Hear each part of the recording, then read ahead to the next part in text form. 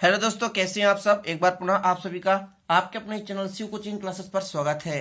दोस्तों आज हम क्लास 11 फिजिक्स में चैप्टर 9 स्टार्ट कर चुके हैं और दोस्तों इसमें आज कुछ प्रमुख परिभाषाएं समझेंगे। दोस्तों इस चैप्टर में मुख्य रूप से आपको पढ़ना क्या क्या है तो मैं आपको समझा देना चाहता हूं। दोस्तों इस चैप्टर में आपको पढ़ना है श्यानता। ठीक है, क्या पढ़ना है दोस्तों? श्यानता। दूसरा टॉपिक है दोस्तों आपको स्टोक का नियम। स्टोक का नियम दोस्तों 4 से 5 क्वेश्चन है जो आपको मेन रूप से पढ़ना है। स्टोक का नियम पढ़ना है और दोस्तों इसमें से आपको पढ़ना है बर्नौली का प्रमेय। ठीक है, बर्नौली का प्रमेय दोस्तों, है ना, बर्नौली का प्रमेय। और दोस्तों इसके अनुप्रयोग भी आपको पढ़ लेना है। ठीक है, इसके अनुप्रयोग भी पढ़ना है। ये दोस्तों 5 से 6 वीडियो बनेंगे इसके और मैं आपको पूरा का पूरा कवर करा दूंगा। और दोस्तों यदि इसमें हो सकता है तो आपको जैसे रेनॉल्ड संख्या है, धारा रेखीय विद्युत प्रभाव क्या है, तो ये सारी चीजें मैं समय समय पर करा दूंगा।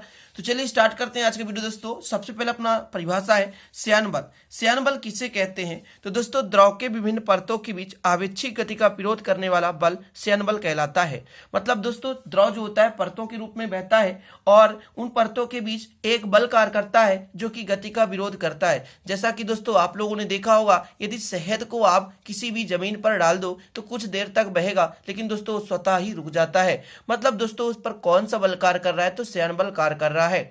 पानी यदि थोड़ा सा गिरा दें आप, कुछ देर तक बहेगा, नहीं तो खुद रुक जाता है। इसका कारण क्या था दोस्तों? क्योंकि उसमें श्यान बल कार्य कर रहा है। श्यान बल मतलब दोस्तों जो कि द्रव परतों के रूप में बहता है, एक के ऊपर एक दूसरा परत भी बहता है। इन परतों के बीच एक बल कार्य करता है ना, जिसे एक प्रकार से घर्षण बल भी कह सकते हैं। लेकिन दोस्तों द्रव के परतों के बीच लग रहा है, इसलिए इसे श्यान बल कहते हैं। और ये दोस्तों एक दूसरे की गति का विरोध करते हैं और रोकने का प्रयास करते हैं।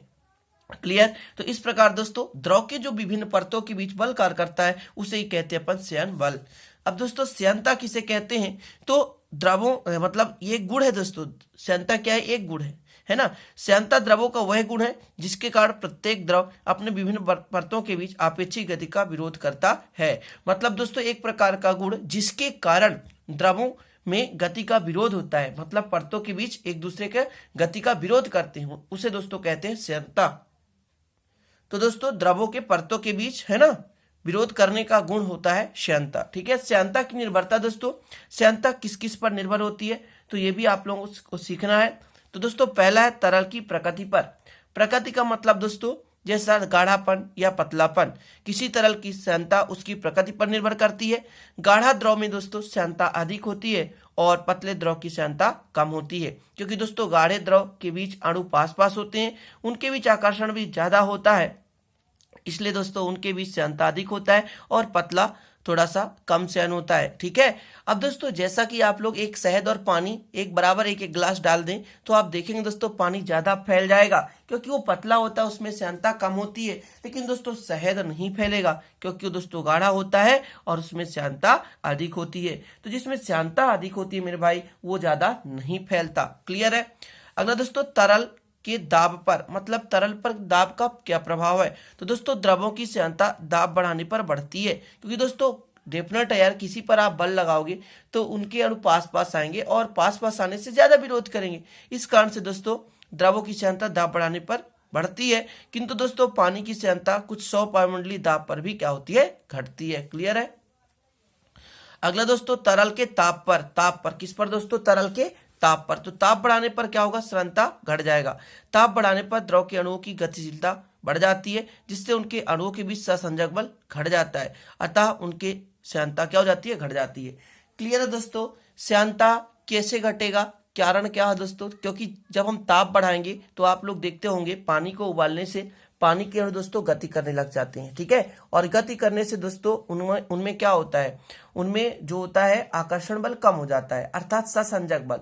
एक ससंजक बल क्या कहलाता है? एक ही प्रकार के अणुओं के बीच लगने वाला बल ससंजक बल कहलाता है। अब दोस्तों जब ससंजक बल कम हो जाएगा तो ऑलरेडी उनमें श्यानता क्या हो जाएगा? कम हो जाएगा। क्लियर है? तो दोस्तों ताप बढ़ाने पर आपको इतना समझना, ताप बढ़ाने पर तरल का ताप यदि बढ़ा देते हैं तो श्यानता में क्या आ जाती है? कमी आ जाती है। क्लियर? तो इस प्रकार दोस्तों आपकी श्यानता की निर्भरता हो गई।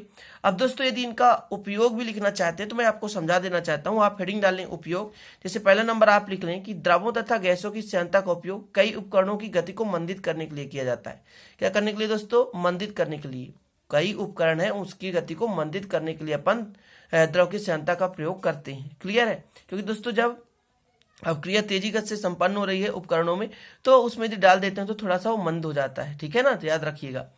यदि दोस्तों एक और उपयोग लिखना चाहते हैं तो दोस्तों लिख लें, ताप की श्यानता परिवर्तित होती है, अतः मौसम के अनुसार उचित स्नेहक की तरह द्रवों का उपयोग किया जाता है ना। स्नेहक के रूप में भी हम इनका अनुप्रयोग कर लेते हैं। ठीक है, तो इस प्रकार दोस्तों 5 मिनट का वीडियो कैसा लगा, और इस प्रकार दोस्तों जो अगला वीडियो आएगा श्यानता गुणांक का आएगा, उसको मैं विधिवत समझा दूंगा। ठीक है, तो चलते हैं दोस्तों। छोटा सा वीडियो अच्छा लगा तो प्लीज लाइक कर देना और दोस्तों के साथ शेयर कर देना, ताकि दोस्तों सभी को अच्छे से जानकारी प्राप्त हो सके और आप सभी को ये भी पता हो सके कि इस चैनल में अच्छे से पढ़ाई होता है।